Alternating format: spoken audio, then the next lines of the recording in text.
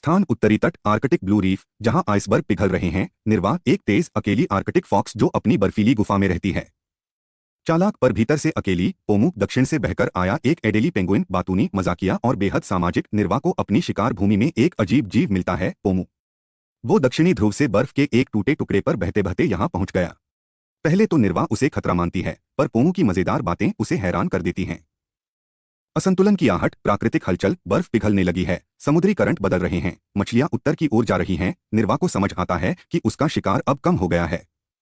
पोमू को भी एहसास होता है कि वो यहाँ ज्यादा दिन जीवित नहीं रह पाएगा। दोनों को अब भोजन की समस्या होने लगी है। निर्वाह तेज शिकारी है, लेकिन मछलियां नहीं पकड़ सकती। पोमू मछली पकड़ सकता है, लेकिन बर्फ पर चल नहीं सकता। दोनों की जरूरतें अलग हैं, लेकिन समस्या एक।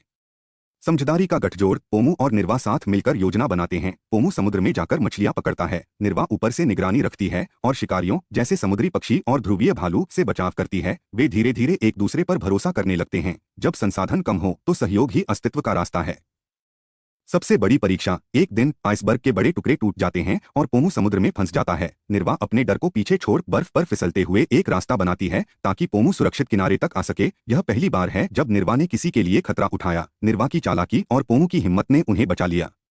एक नई ध्रुवीय शुरुआत। अब दोनों एक नई जगह बस जाते हैं, नीलध्रुवी उपसागर, जहां जलवायु थोड़ी स्थिर है। वहां दोनों ने अपने जैसे और जीवों को भी एकत्र किया और मिलकर एक नया समाज बनाया, जहां साझेदारी ही जीवन का आधार बनी। पोमू और निर्वाह एक ऊंची बर्फ की चट्टान पर बैठकर डूबते सूरज को देख रहे हैं, चेहरे पर मुस्कान और दिल में विश्वास के साथ।